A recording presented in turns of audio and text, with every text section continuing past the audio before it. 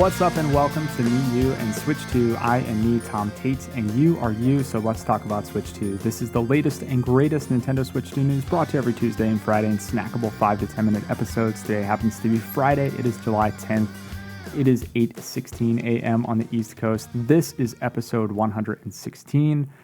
I am still on vacation, so I apologize if there's, again, just a small dip in the audio quality. I listened back on Tuesday, and this little lav mic that I have, it doesn't sound half bad, so hopefully it's all good on your end.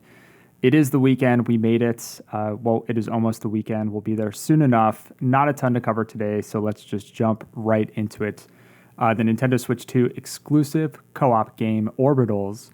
They must have coordinated a preview embargo date this past week because everyone that had a chance to play this, either at Summer Game Fest or a private event or just a private demo, they dropped their thoughts all at the same time. So let's just go through a few articles that I've read. Game Informer's Eric Van Allen had a chance to preview this. He wrote, Orbital's game director Jacob Lundgren worked at Hazel Light Studios as a designer on A Way Out, It Takes Two, and Split Fiction, and it seems the same couch co-op concept is in store for Shape Farm's debut.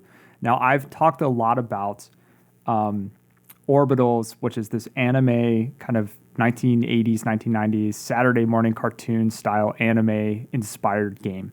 And I've talked a lot about how it draws from It Takes Two and Split Fiction in the sense that it's mandatory co-op.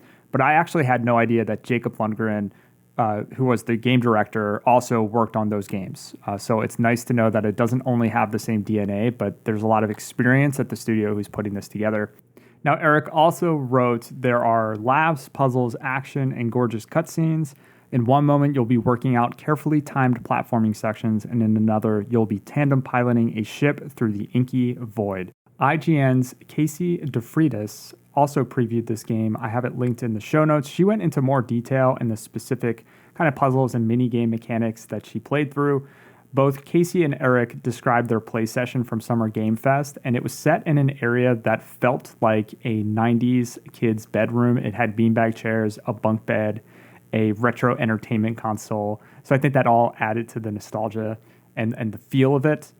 Casey references an article by Ivan Global, which says that the character animations are set to 24 frames per second, which actually matches the typical frames per second that you'll see in real cartoons. So the feel of the game is intended to be like playing a movie or an animated show, and they're really trying to nail not just the aesthetic, but the feel.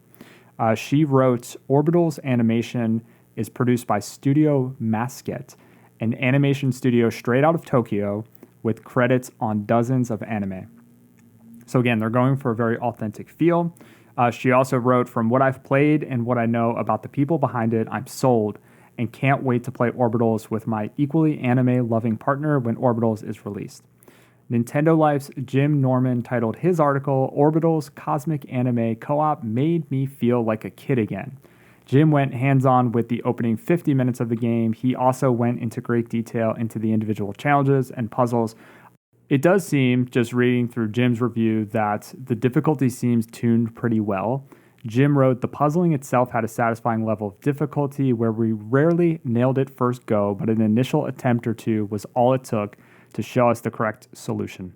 So Orbitals is releasing on September 3rd, and it'll support GameShare, so you only need to purchase one copy if you want to play this with a friend.